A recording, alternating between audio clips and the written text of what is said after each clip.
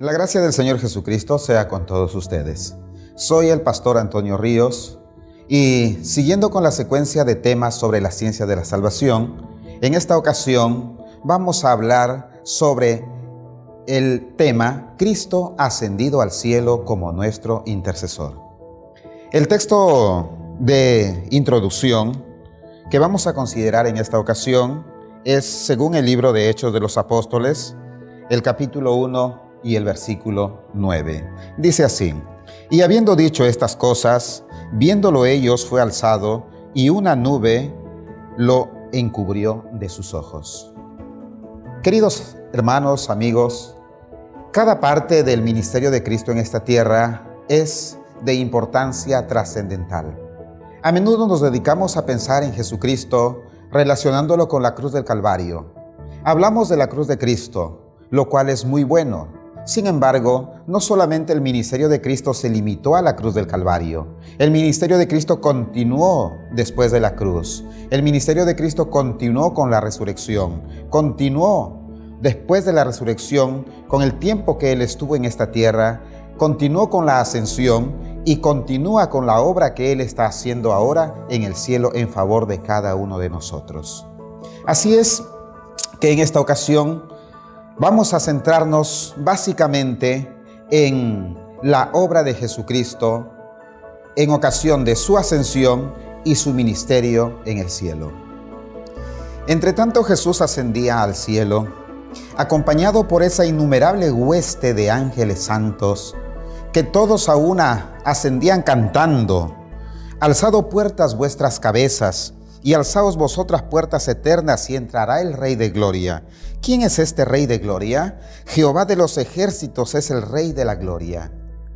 Todos los ángeles ascendían gozosos. Jesucristo iba delante de ellos, y detrás de Jesucristo iban todos aquellos cautivos que habían sido libertados por Jesús en ocasión de su resurrección.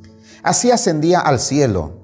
Y en el cielo también los seres celestiales estaban preparándose para darle la bienvenida a Jesús.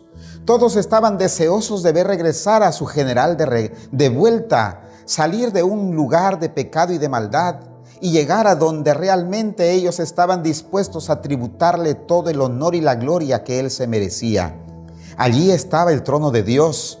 Allí estaban reunidos los ángeles de todas las jerarquías, los serafines, los querubines, los hijos de Dios, los representantes de otros mundos. Tan pronto se abrieron las puertas del cielo, todos los seres celestiales querían prorrumpir en palabras de gozo y de júbilo. Pero antes de recibir el honor, Jesucristo hizo ademán con su mano para procurar que aún tengan ellos un momento de silencio, porque Él quería entrar hasta la presencia de su Padre y presentar su sacrificio y dar cuenta de esa manera que su ministerio en la tierra había terminado. Jesús se acerca hasta la presencia de su Padre. Muestra las heridas en su cabeza, las heridas en sus manos, su costado traspasado, sus pies lacerados. Todas estas señales de guerra. Pero también muestra los trofeos de su victoria. Todos aquellos redimidos que habían sido libertados en ocasión de la resurrección de Jesús. Primicias de todos los que resucitarán en su segunda venida. Entonces clama: he hecho tu voluntad, oh Dios mío. El Padre se levanta, abraza a Jesús y declara: adórenle todos los moradores del cielo. Entonces el cielo prorrumpe con voces de júbilo y de alabanza. Todo el cielo se llena de cantos. La palabra del Señor nos dice además que cuando Jesús ascendió al cielo, San Marcos 16:19 dice: y el Señor, después que les habló, fue recibido arriba en el cielo y se sentó a la diestra de Dios. Entre tanto el cielo se llenaba de gozo y de alabanza. Jesús recibió el honor de sentarse a la diestra de su Padre. No solamente San Marcos nos habla de esto, también los demás evangelistas, San Lucas, San Mateo, nos hablan de que cuando Cristo ascendió al cielo se sentó a la diestra de su Padre, a recibir los honores que Él se merecía, por cuanto había terminado con éxito su obra en esta tierra. Sin embargo, Aquí nace una pregunta. ¿Qué hizo Jesús desde su ascensión al cielo? ¿Será que solo permanece sentado a la diestra de su Padre, deleitándose de sus triunfos? ¿Será que Él solamente está esperando el momento de su segunda venida para regresar a esta tierra? La palabra del Señor nos da la respuesta. Que Jesús, después de su ascensión, después de haber recibido la gloria y el honor en el cielo, después de haber recibido la honra de sentarse a la diestra del Padre, Jesucristo empezó en el cielo otra parte de su ministerio. Aún le quedaba una obra que hacer en favor de los pecadores. De eso nos habla el apóstol San Pablo cuando nos dice en el libro de Hebreos, el capítulo 8, los versículos 1 y 2.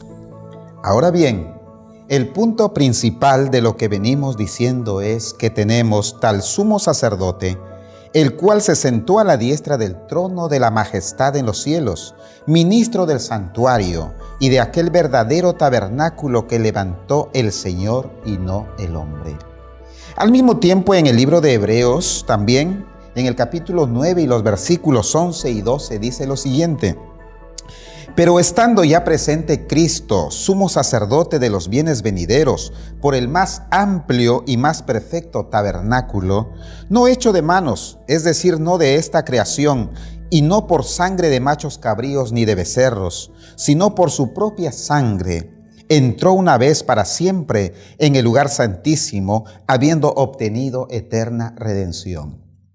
Quizá para comprender mejor el ministerio de Cristo en el santuario celestial después de su ascensión, deberíamos recordar un poco sobre el ministerio que se llevaba a cabo en el santuario terrenal. En los libros del Antiguo Testamento, en Éxodo y en Levíticos, encontramos que en el santuario terrenal había un servicio diario en el cual los sacerdotes tenían que realizar constantemente o continuamente los sacrificios sobre el altar. Diariamente, cuando los pecadores venían trayendo sus ofrendas en señal de arrepentimiento, los sacerdotes introducían esas ofrendas hasta el atrio. Después que eran sacrificadas las víctimas, en muchas de las ocasiones, la sangre de esas víctimas era introducida hasta el lugar santo, a la cortina que dividía el lugar santo del lugar santísimo. Y allí los sacerdotes asperjaban con su dedo la sangre de los corderos que habían sido sacrificados, como muestra de arrepentimiento y confesión, como muestra de perdón de los pecados. Esa obra en el servicio del santuario terrenal en el Antiguo Testamento es una obra que no era más que figura y símbolo de la verdadera obra que Cristo tenía que realizar en el cielo después de su ascensión. Por cuanto el santuario terrenal no era más que figura y símbolo, y el verdadero santuario es el que se encuentra en el cielo, en el cual Jesucristo iniciaría su obra de intercesión después de su ascensión. Jesucristo, estando en el cielo, se presenta a Él como el sacerdote, a la manera como los sacerdotes se presentaban en el Antiguo Testamento, pero no para introducir sangre de machos cabríos, sino para introducir su propia sangre hasta la presencia de su Padre, para presentar su propia sangre como intercesión y expiación por cada uno de los pecadores. La obra de intercesión de Jesús en el cielo realmente le da sentido a su muerte en la cruz. Por cuanto de nada hubiese servido la muerte de Cristo en la cruz, si Él no hubiese podido presentarse ante el cielo y presentar su sangre ante su Padre en beneficio de todos los pecadores que se arrepienten. Es lo mismo que los sacerdotes en el tiempo del Antiguo Testamento hubiesen sacrificado las víctimas, pero no hubiesen introducido la sangre al santuario. No hubiese quedado en el santuario la evidencia del arrepentimiento y del perdón. De la misma manera, Cristo, después de haber muerto en la cruz, después de haber resucitado y después de haber ascendido, Él se presenta delante de su Padre presenta su propia sangre en beneficio de los pecadores. Así es que, mis queridos hermanos, cada vez que nosotros cometemos algún pecado, cada vez que nos arrepentimos de ese pecado y le confesamos a Jesús esos pecados, Jesucristo aún sigue levantando sus manos, aún sigue mostrando sus heridas y aún sigue presentando su sangre en favor de nosotros. Por cada pecador que se arrepiente, por cada pecador que se acerca a los pies de Jesús con corazón contrito y humillado, Jesucristo sigue presentando esa sangre vertida en la cruz, la sigue presentando en el cielo en favor de los pecadores. Por eso es que cuando hablamos del ministerio de Jesús, no solamente nos debemos limitar al ministerio de Cristo en la cruz, sino también debemos considerar cada parte de su ministerio en el cielo y ver que cada parte de su ministerio en el cielo es tan importante como su ministerio en la tierra. Un escrito inspirado nos dice lo siguiente acerca de la obra de Jesús en el santuario celestial. Dice lo siguiente, el título de este libro es Cristo en su santuario, la página 136, en donde podemos leer lo siguiente. La intercesión de Cristo por el hombre en el santuario celestial es tan esencial para el plan de salvación como lo fue su muerte en la cruz. Con su muerte dio principio a aquella obra para cuya conclusión ascendió al cielo después de su resurrección. Queridos hermanos, tan importante como lo es la muerte de Cristo en la cruz, lo es también su obra de intercesión en el cielo. Sin embargo, la obra de Jesucristo en el cielo tampoco se limita solamente a la obra de la intercesión, puesto como ya hemos mencionado, que la obra del ministerio del santuario terrenal era una figura o un símbolo de la obra que se debería realizar en el santuario celestial, que por cierto es el verdadero santuario erigido por Dios y no por el hombre, pues así como había una obra en el servicio diario en el santuario terrenal, y esa obra es la que Cristo está haciendo desde que ascendió al cielo, había también otra obra muy especial, que era el servicio anual.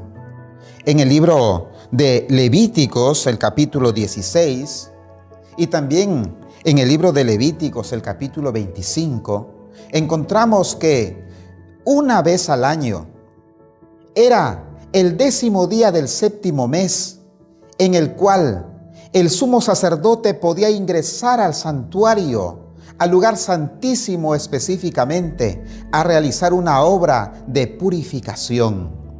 Ya hemos visto hace instantes que en el servicio diario que se realizaba en el santuario terrenal, en el que todos los días la sangre de las víctimas eran introducido al santuario, a la cortina, al velo que dividía el lugar santo del lugar santísimo, que durante todos los días del año esa sangre era introducida como símbolo de arrepentimiento y de perdón.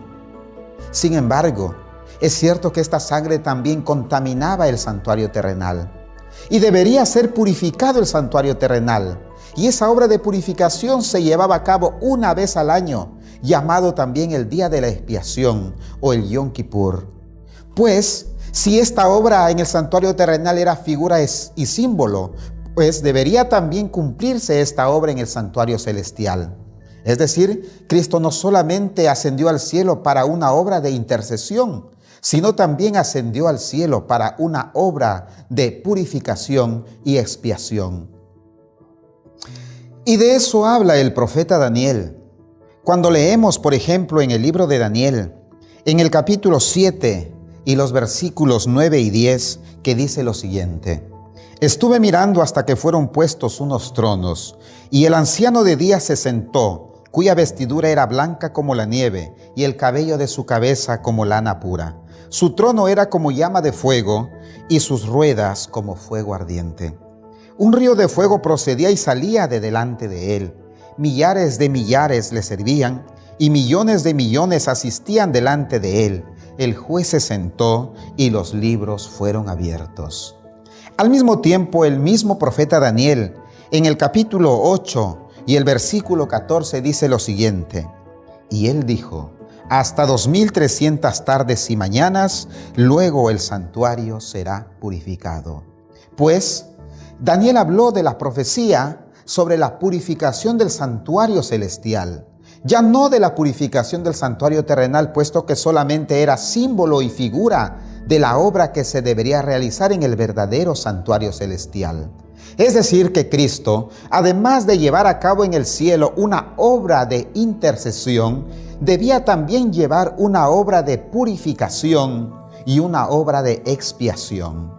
La profecía nos dice que esta obra Cristo debería empezar a realizarlo, terminado el tiempo de los 2300 años de Daniel 8:14.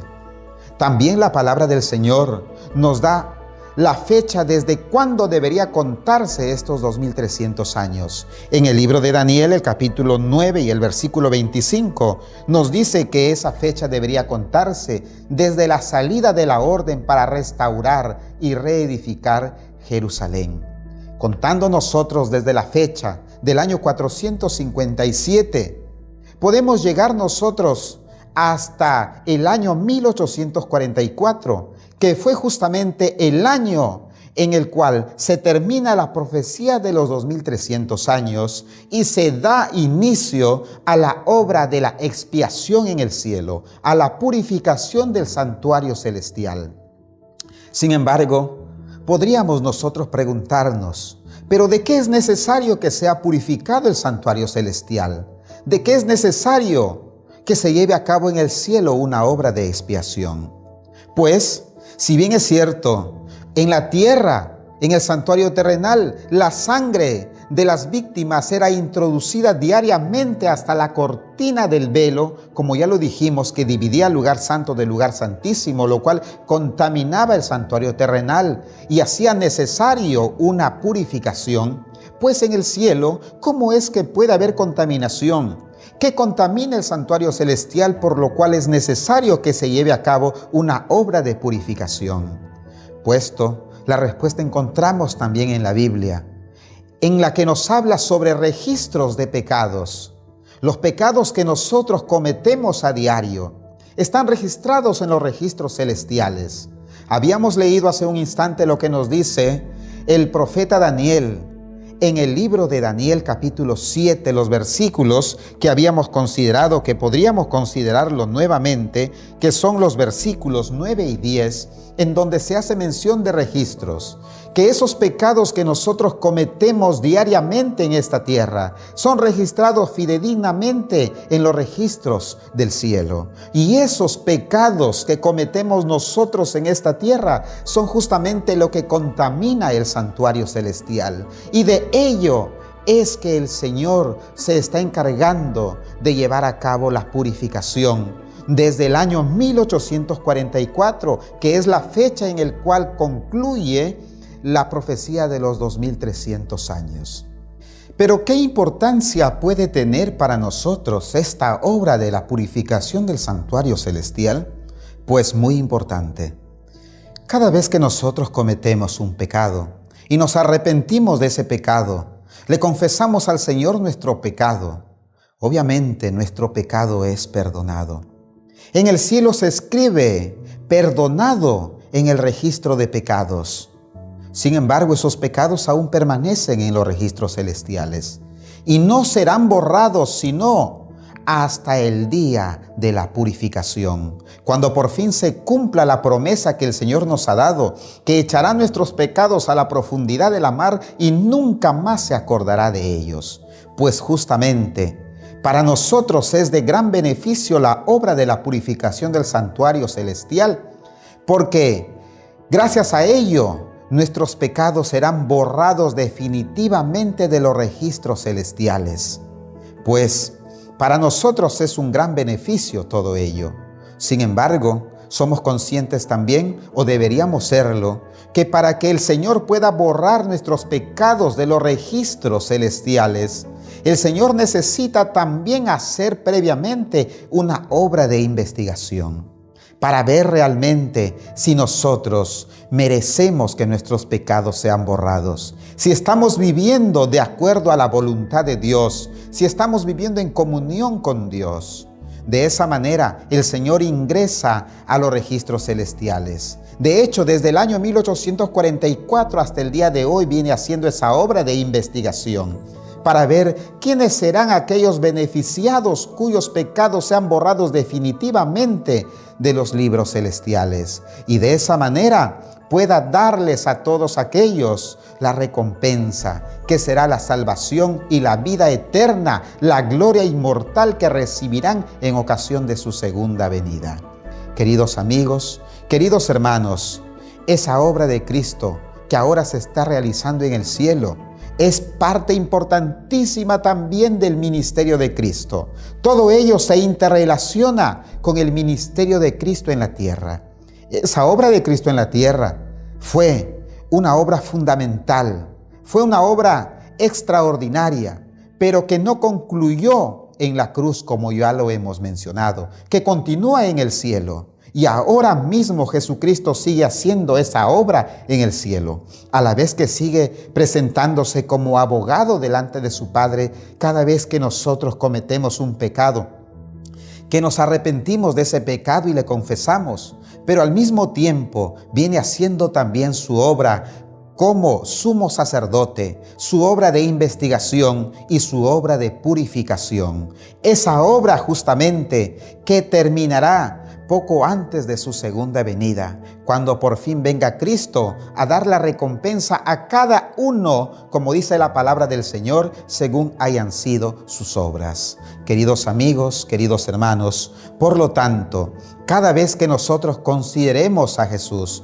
consideremos su ministerio, consideremos su obra, no nos limitemos solamente a mirar a Cristo crucificado, sino más bien vayamos más allá.